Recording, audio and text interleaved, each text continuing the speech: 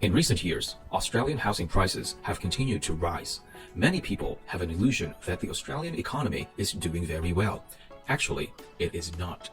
Although on the surface, Australia's GDP is still growing, the most shocking fact is that it has officially entered per capita recession. What does per capita recession mean? It means that although the pie is getting bigger, there are many people to share it with, so the resources each person receives are getting less and less.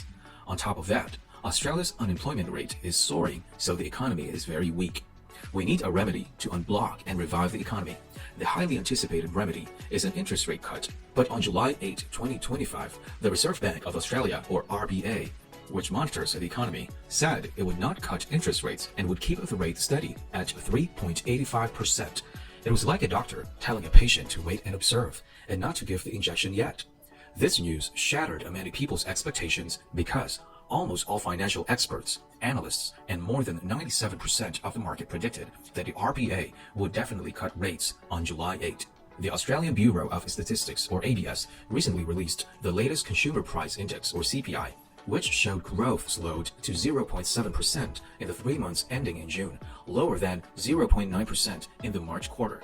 Year on year, the CPI growth rate dropped from 2.4% to 2.1%, and the core inflation rate also slowed from 0.7% to 0.6%, with annual growth decreasing from 2.9% to 2.7%. This data not only meets the RBA's target range, but is also below market expectations, signaling an important trigger to rate cuts. The signal for rate cuts turned green, so the market strongly expects a rate cut in August. However, the Big Four banks again warned that there is no guarantee of a rate cut in August because the rate cut should have happened on July 8, but the RBA did not do it.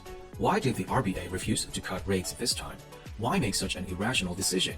2 weeks later, the RBA released a meeting record which finally gave us an answer explaining why they did not cut rates then, and mentioned that a rate cut is almost inevitable. It's just a matter of timing. This episode will carefully analyze the mystery behind the RBA's meeting record to understand the real reason why the RBA did not cut rates. Is the Australian economy really that strong? So strong that it does not even need a rate cut? Or did the RBA make a wrong decision? Please watch until the end because today's content may completely change your view of the Australian housing market and even your investment strategy in the coming years. The following content is purely personal opinion and does not constitute any investment advice. A few days after the RBA announced no rate cut, the ABS data showed the unemployment rate in June surged from 4.1% to 4.3%, the highest since November 2021. This data was like a slap on the RBA's face. Even Brendan, KPMG's chief economist, said the maintaining cash rate of 3.85% was a wrong decision. He thinks the Australian economy is weak and that the central bank's so-called caution actually missed a good opportunity to support the economy. The soaring unemployment rate is like a patient with high fever who cannot get fever medicine. The number of unemployed increased by more than 30,000, reaching 660,000.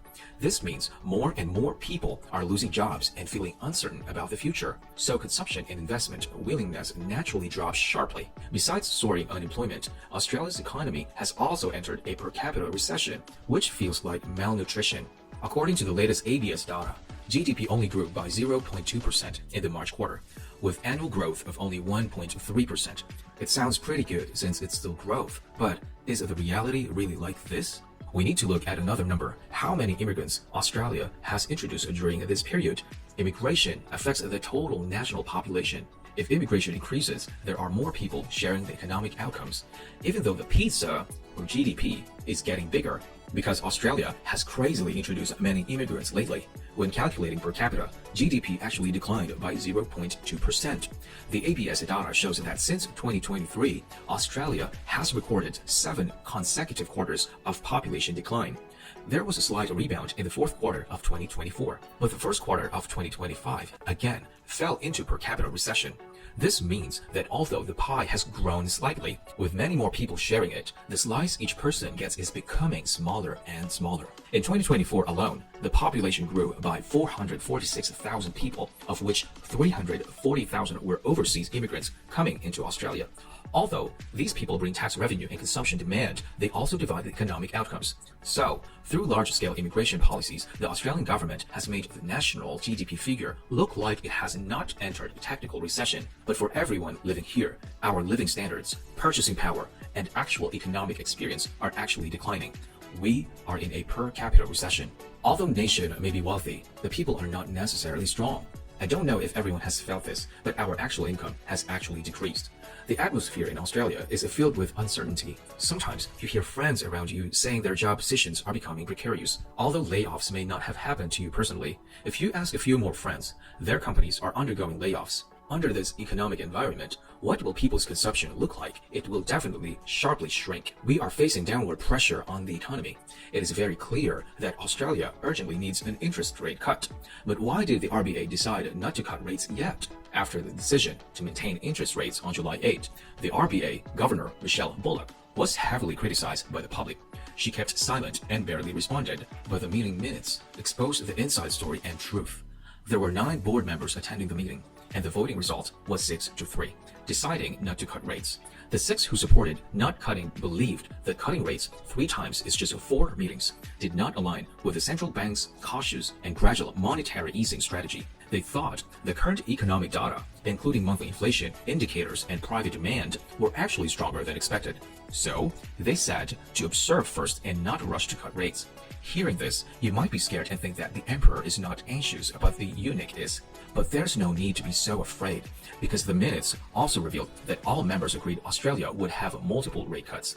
The only disagreement was about timing. Let's look at the 3 members who voted for rate cuts. Their view was that U.S. tariff policies would drag down future global economic growth. There is enough evidence showing inflation is steadily returning to their target levels, so there is no need to wait. They saw Australia's economic expansion is sluggish, household savings increasing, wage growth, and service sector inflation showing signs of weakening. They worried that Australia's economic activity has already lost momentum. The other 6 members who insisted on no rate cuts said that although monthly core inflation has dropped to 2.4%, the lowest since November 2021, it's better to wait for the full Q2 CPI data to be released on July 30, then decide on rate cuts. There is no need to rush. They believed that private demand growth in Q1 was slightly above expectations, and the labor market has not slowed as expected. They also said the global economy is more moderate than it was at the last rate cut in May, so there's no urgency to cut rates. Do you see? The RBA is like a hesitant doctor, saying be cautious, wait, and observe, even though many data indicate a rate cut is necessary. Why are they so hesitant? What are they afraid of? Analysts believe that RBA's biggest worry is that, although cutting rates would support the economy, there would be side effects, mainly the Australian housing market. The fundamental and most deadly problem in the Australian housing market is the reserve supply shortage. The latest building approval data continues to decline. The reasons behind this are very high construction material and labor costs and very lengthy development processes. These factors discourage many developers from building in Australia. With such a supply shortage, developers are even less willing to increase supply. At the same time, the net overseas migration for 2024 is already 340,000 people, meaning this continuously increasing population creates strong demand for housing. If the RBA cuts rates, housing prices will further fueled because many people have stayed out of the market due to high interest rates. If rates fall, suppressed demand will rush to compete with Australian housing. Actually, KPMG has made a bold prediction that the RBA will need to cut rates 3 more times in 2025. If the total cut is 0.75% and for $600,000 mortgage, monthly repayments will decrease by $265. Don't forget the Labour Party's great policy, a 5% deposit without needing LMI to get on the property ladder. This policy has no limit on the number of people or income, meaning even $1 million annual earners can get on the ladder with a 5% deposit, just like someone earning $50,000 a year. Wouldn't that make the Australian housing market very scary in the future? Both rich and poor can get on the ladder with just 5% deposits. Our previous advantage of being good at saving money is slowly disappearing. This means that in the future, whether Australians save or not, it will be easy to buy a house. Won't this usher in a new wave of housing price bubbles? Capital economics analysts even predict that the central bank will cut rates in August and further reduce rates to 2.85% in 2026. If Australian rates fall to 2.85% combined with 5% deposit scheme, I believe most Australians will rush to buy property. For visionary investors who currently have cash, would you buy now ahead of others or wait until everyone can get on with a 5% deposit and then compete for high-priced properties? I believe smart investors already have the answer to their hearts. If anyone is interested in investing or has questions, feel free to leave a comment below and interact with me. If you want to book on one-on-one consultation, you can WhatsApp or email me, or visit my website at investwithalison.com to schedule a time to talk. Thank you very much for your time and see you next time. Goodbye.